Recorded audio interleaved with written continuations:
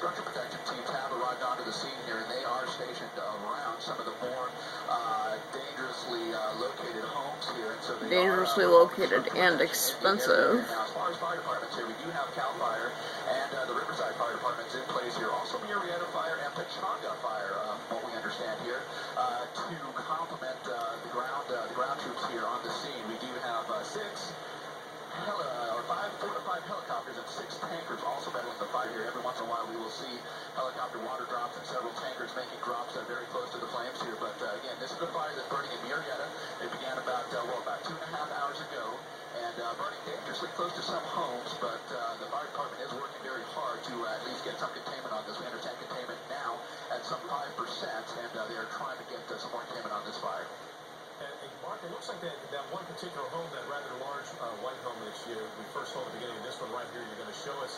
It looks like in that home they've done a very good job of brush clearance from what I can see.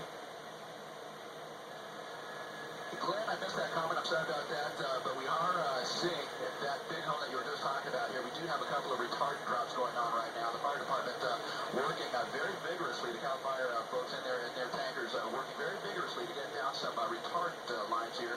They do want to get this fire contained as soon as possible and avoid any damage to any structures. Now, from what we understand at this point, no structures have actually been damaged. No structures have been burned. But there are several that still face the possibility of some damage here. And Mark, can I ask you, it's very clear here, not only are these flames burning out of control right now, but this area, a lot of hills, a lot of steep terrain, and sometimes that can really pose a problem for fire crews to get in there.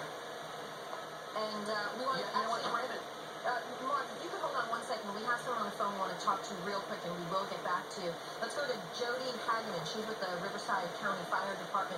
Jody, what can you tell us about the containment of this fire and what you're doing about it? Well, as you can see, we've got a significant augment of ground and air resources that have been fighting the fire since about 12:30 this afternoon. The fire is over 200 acres. There are no evacuations. And it's just under 5% contained, and that will change as we get information from the field. What are the weather conditions out there that the firefighters are having to deal with? Is there a lot of wind at this point? We get afternoon winds across the Santa Rosa Plateau where this fire is currently burning in the afternoon. The onshore breeze is blowing right now. It's blowing anywhere from 8 to 10 and gusting 13 to 15, and it's pushing the fire towards the east. Jody, something you just said a moment ago was rather surprising. You said there are no evacuations right now. However, we just saw that there are flames. They're right up against one home, and there are several others that are nearby. That is correct, and one of the things that the firefighters evaluate on this is proper brush clearance, which is 100 feet in these rural areas. And the residents that live up in this area are very well aware of the threat and dangers of wildfire. And as you can see from your helicopter shot, they do have the proper brush clearance. But yeah, brush clearance is one thing, but you know, I'm not really sure how many homes are up in the area. I would say a few hundred, but they're scattered. They have a lot of these homes up here have property, they're horse property, and because they have horse and thoroughbred property, they do have a lot less brush on their actual land. Also, Jody, we're getting conflicting reports as to how big this fire is right now. We've heard 200, we've also heard 400 acres. What numbers are you working with right now? Our last step from the incident commander that has been confirmed is 200 acres. Okay, once again, you're looking at this fire in an area called the Santa Rosa Plateau near Murrieta. A lot of homes here in danger of this fire that's now about 200 acres. There are 200 firefighters that are battling this blaze at the moment, and fortunately, as we can see with a lot of these structures, they've done a good job of brush clearance. You see these firefighters here walking through the backyard of this one rather large home, and they're going to keep this fire from getting any closer to the structure.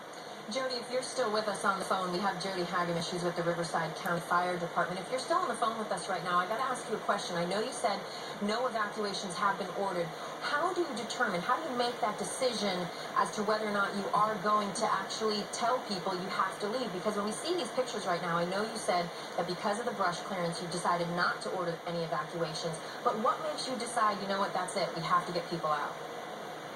You know, that is something that is made at the scene on the ground by the incident commander and the air attack officer who is overhead with kind of the eye in the sky of the fire, directing the air tanker drops and copter drops. So that is something that is determined on the